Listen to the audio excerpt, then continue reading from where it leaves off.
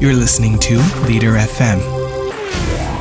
Leader FM is hosted by Executive Coach Dr. Scott Francis and Marketing Media Man Tony Creech. Hello, I am Tony Creech. I'm here with Dr. Scott Francis. Hi. Scott is the founder of Advance Leadership, and I'm one of the co-founders of HumbleStrong. And we get together and we talk about what it means to advance in leadership, and what it means for leadership coaches, what it means for leaders. And so we're doing this live and without edits, and we just want to invite you here to take a moment to think about the meaning of leadership. And to dive right in, I wanted to talk to you, Scott, a bit about your mission at Advanced Leadership and your personal mission as a leadership coach and how that's evolved. Okay, we should clarify here. This is something Tony and I had a conversation about a week ago. And what's happening at this moment is that I'm renovating. What I had before in my mission statement is needing to be updated. And so I do this with a lot of companies. We work on what they had before and we renovate it to whatever the next season is. And you know what they say, the cobbler's shoes, or the kids of the cobbler are the last ones to get shoes. And that's the thing, my own leadership development purpose statement needs to be strengthened. And so I'll talk about what I had before. Basically, how I was working before was on the idea that leadership, because it flows from who we are as individuals, what I really focused on was the essence of what's happening on the internal life of the leader. So I worked to help people to become people of substance, so that they live a full life, and from there they have a meaningful impact on the world.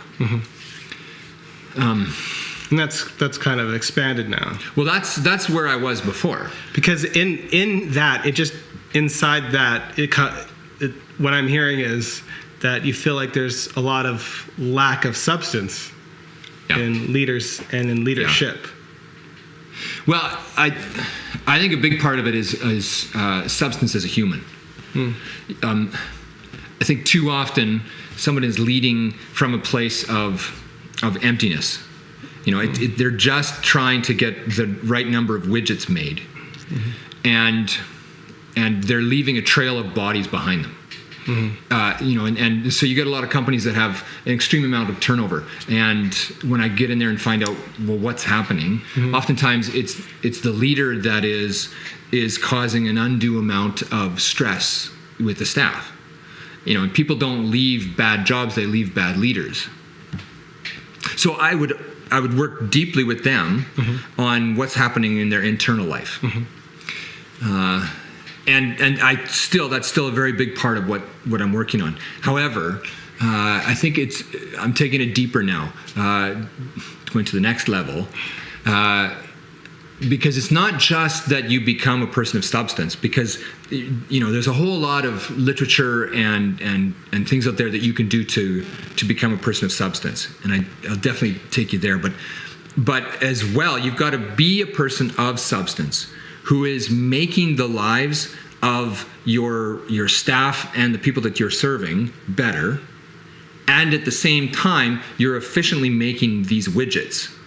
Because the last thing you need is for your company to fall apart. Your people may be happy, but if at the end of the day your bottom line is not coming through, well, it's not long before your company falls apart. Excellent. Yeah. So we're working on profits and that the culture of the organization is healthy. There's a lot that can be said for keeping that healthy, because you can limit turnover. Turnover is extremely expensive. They've estimated it somewhere between a year to a year and a half worth of salary to replace somebody that you lose. So we want to make sure that that's there. But anyways, all that to say, I'm working on renovating my mission statement now. Yeah, what would it be in a stab? I think you're probably at a complex level with it, where you have a lot of elements. What's one of the important elements? So we just talked about how important it is to be a person of substance. And we're not talking about leadership in the sense of we're talking about the should version of it, or what good leadership is my assumption. Because if anybody follows you, or if like, we're all leaders in different walks of life, and that some of those walks we don't want the responsibility of being a leader. But especially where we do badly, Like for most of my life, I was not the person to follow when it came to getting things done. And then, I mean, when I was pretty young, I had that identified as a problem area in life. It's more of a dreamer. And so I've spent, my career spending way more time than people who just naturally do it, to figure out how to do it and to create systems for doing it, et cetera. Right. Yeah. So when you look at good leadership, substance is clearly important to you. I mean, it's huge. I mean, values are just tremendous. Mm-hmm. So is there a key area that has your focus shifting? Well, there's more. Yeah. So where before I was focusing primarily on values and really working on that inner life to make sure that people have a chiseled soul. Mm-hmm. That's a phrase. Chiseled soul. Yeah, he has a chiseled soul. Right, but there's more than that because I would help people get to that level where they really feel that their internal life is healthy. They are doing well. What they're bringing to work is mentally, emotionally, physically, they're banging on all cylinders. Mm-hmm. But still, they were screwing up in the way that they were working with people. The best of intentions, and yet still people are getting trod under. Do you mean like on the simple technique side, management side, or? Yeah, because I think that's some of the missing pieces there. There's a whole lot when it comes to just the basic. How do you lead somebody? Mm-hmm. What is the actual day-to-day behavior that you need to bring into play? And when that's missing, people get really frustrated. So I'll give you an example from my firefighting service. I've been part of some group times where fire departments come together, and so it's because it's a really big event. It's called a mutual aid. We're called in to back somebody up, or we've got a big event and we call in other departments. And different departments are at different levels when it comes to how good they are at working together, their leadership structures and styles. And there's been a couple situations where I'm on scene and we roll up, we're ready to help, and we radio in to the incident commander and say, okay, we're on scene, what do you need? And they just say, well, stand by, we'll let you know. And then you sit there waiting and you don't hear anything. And so then you send somebody to find the incident commander, they talk, and the incident commander is just overwhelmed with what's happening. And so they eventually tell you what to do, and you go off and you do it, but you get there and it's a waste of time. It's because the commander is so overwhelmed, they need to start spreading some of the management decisions out to other people, but they're keeping it all to themselves, which is basic bad leadership, right? And I teach about how to deal with that. So it's really frustrating when you show up there and you've got a whole bunch of people who are well-trained, well-meaning, nobody's there, wanting to mess the situation up, but because the system isn't working, you could have, again, a very well-chiseled soul leader in that fire chief that you're coming to help. But if they're not using a good system, you get in trouble. So that's a big part of this, is not just working on the inner substance of a person, but it's also then how they manifest their leadership in the practical systems of leading people. I think there was this whole, I don't know if it just comes from John Cotter, and then the kind of cutting a knife between leadership and management, and then people feeling like, well, that's a manager, that's not like a leader. I don't know if it comes just from that and who that started with, but there was this divide where manager bad, leader good, and maybe somewhere in there some of the emphasis got a little bit. I think that was a dead end. I think that was a dangerous place that we went in management literature, in leadership literature. And you still see it today. You still see people writing articles and talking about the differences between leaders and managers. And you're right. Managers bad, leaders good. I'm not a manager. They'll say I'm a leader. And I think those two are so blurred together that they should never have been separated. Agreed. And one of the things I learned the last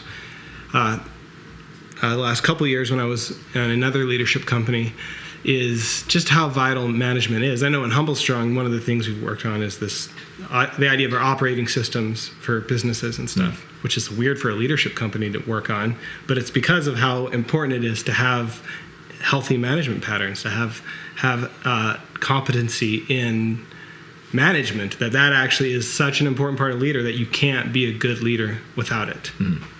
And so I bet that means that some of the tools you build into your stuff are focused around building better managers as well, not just people of substance. Yeah.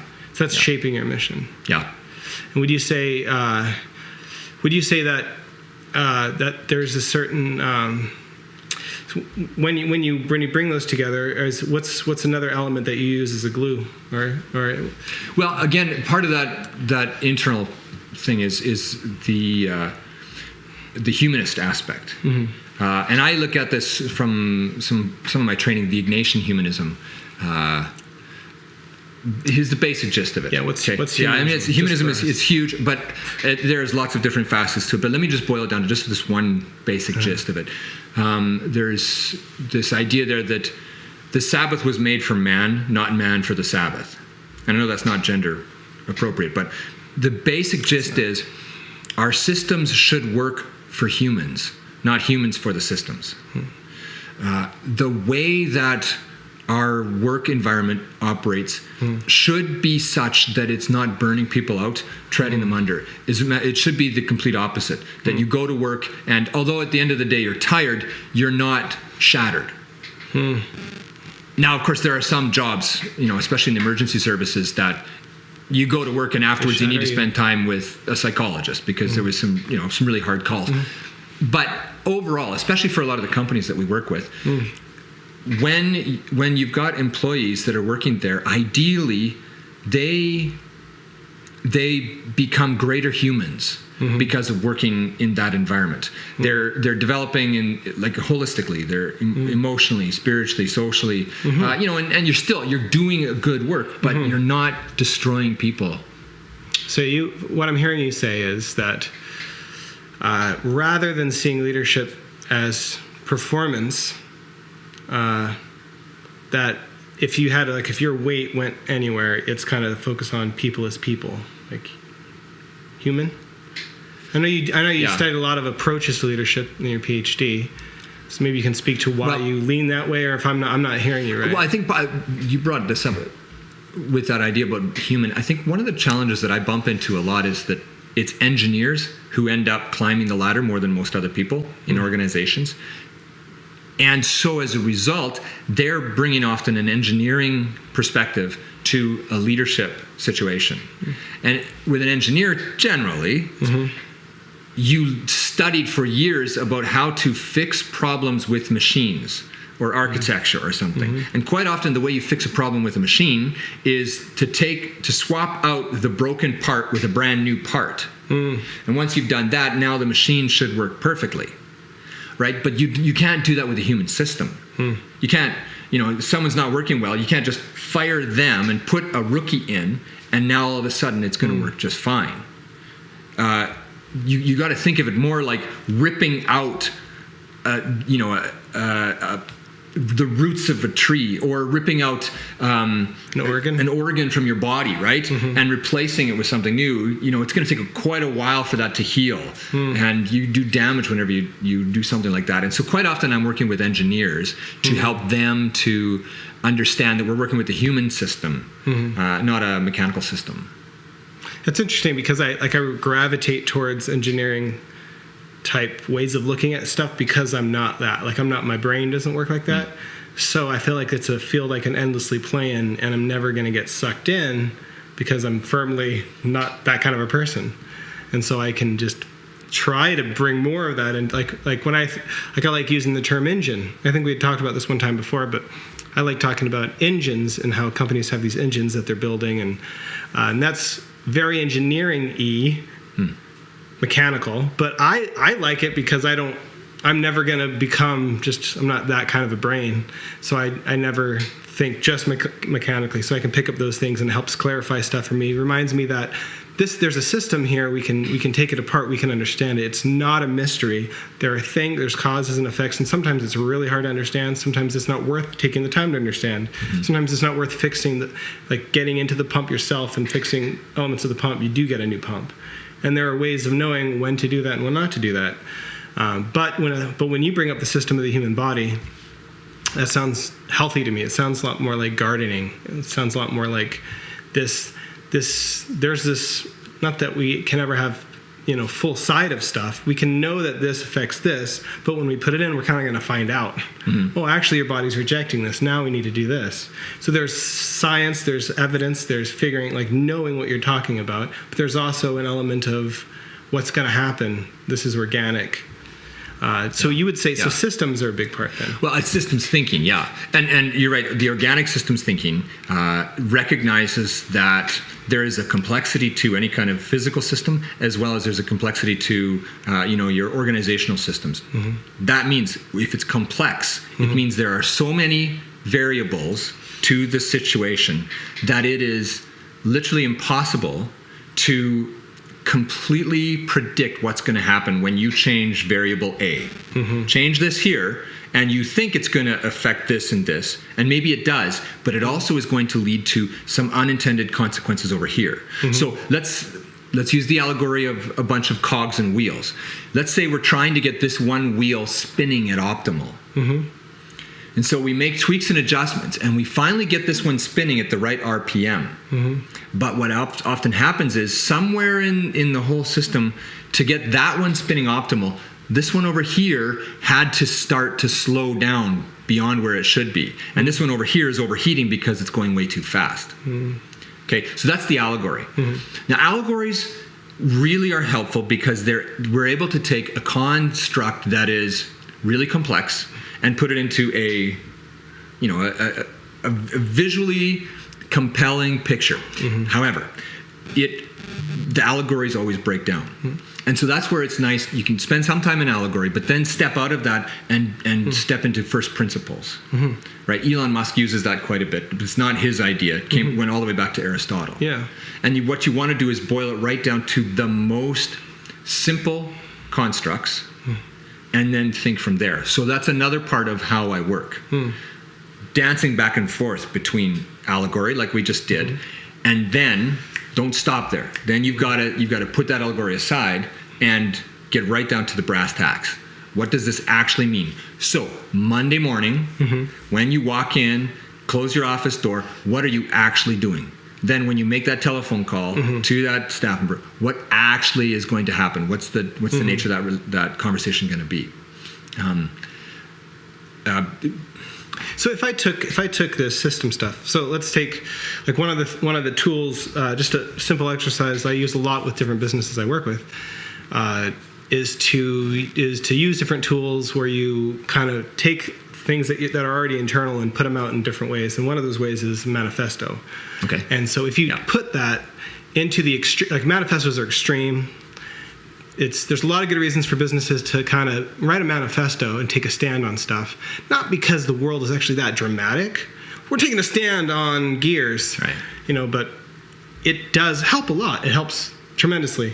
And so if you put that into either like a statement where you were saying this, not that, systems, not like what kind of phrase, if it was a line in a manifesto. So that's what I was going to ask you. So when you're working with companies, when you have them doing a manifesto, is it we want to see this change in the world? Is that?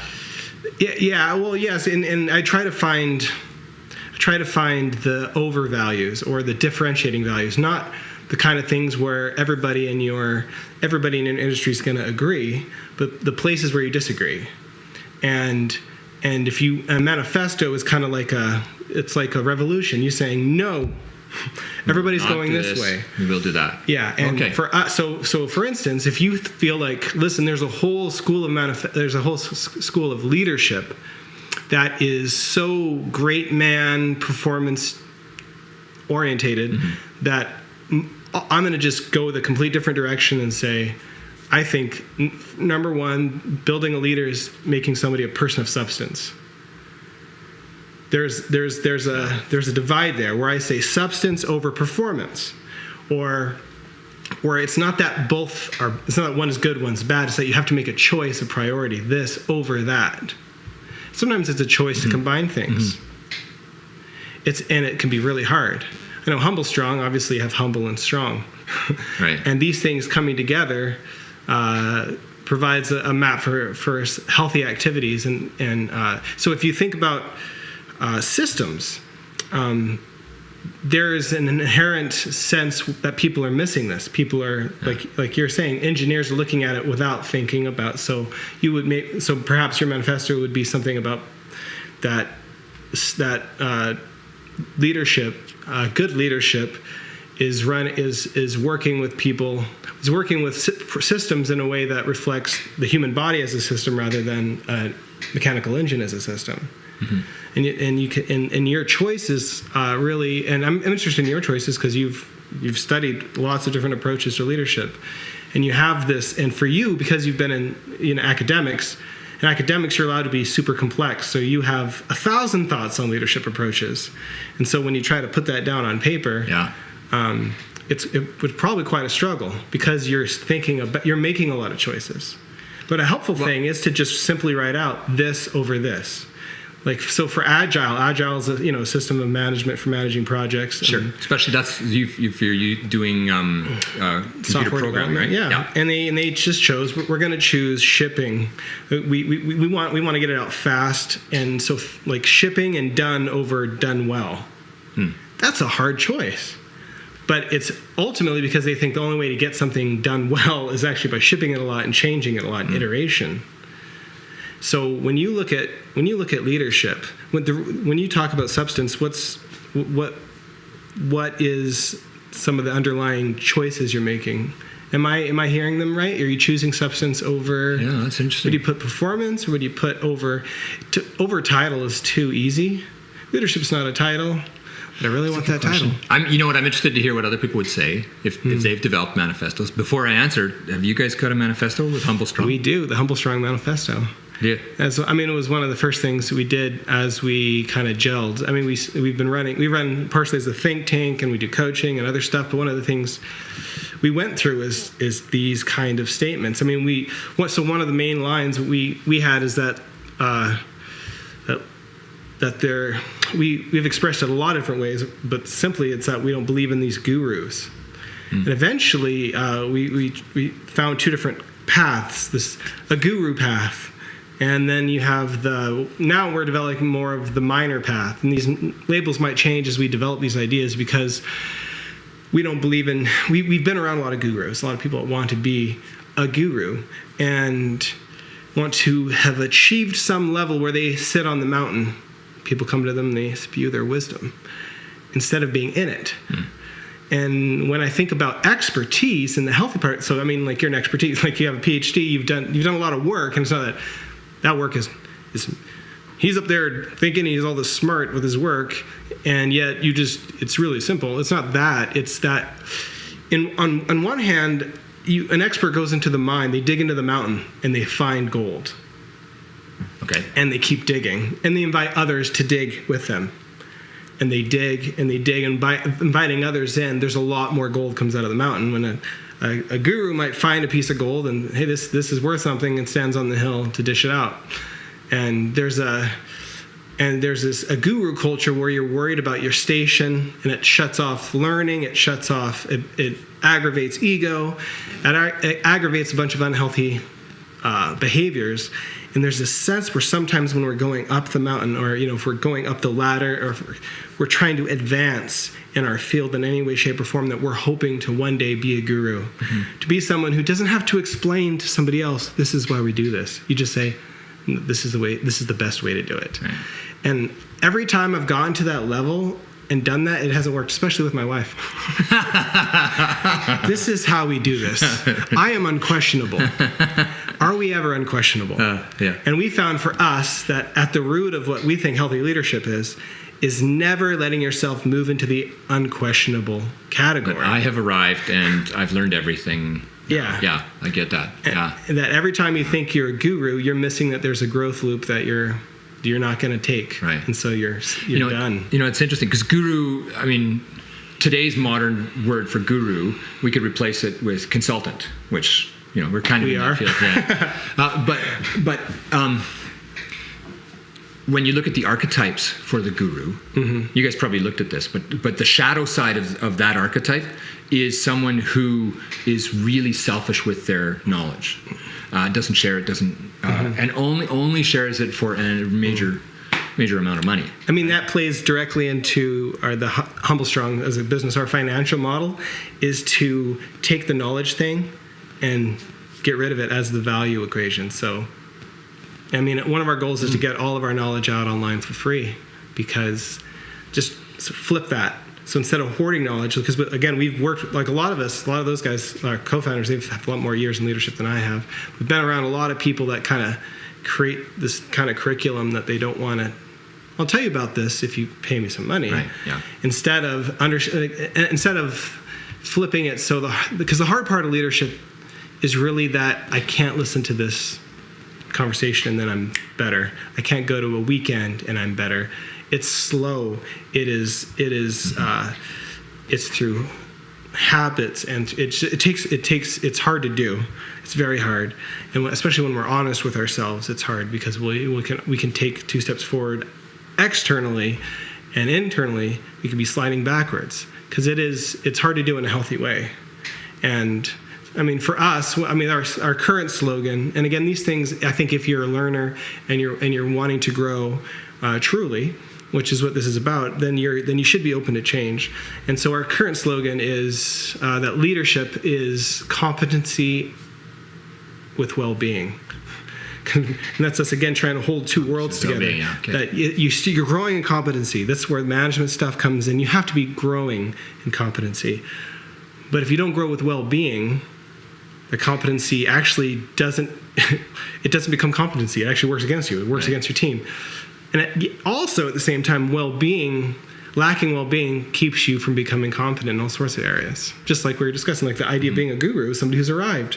Well, if you have that means you're lacking. There's a certain part of your well-being that needs to hold on to that information. And so when you work with companies, when you work with other people, you hold things back to sell it instead of being free with it.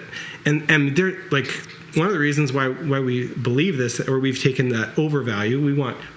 So instead of hoarding knowledge is important, and say, no, we're gonna give it away, is that there's so much knowledge, there's so much brilliance out there.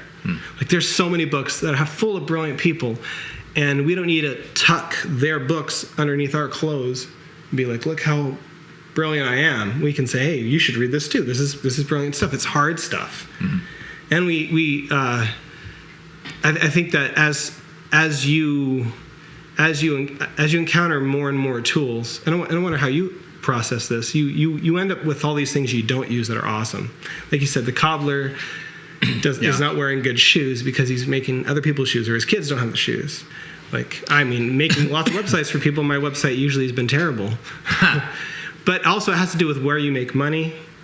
And if it's about priorities, if I made money by people landing on my website and choosing me instead of through referrals or through other ways that I think are more important for the kind of work I want to do, my website would be of more importance.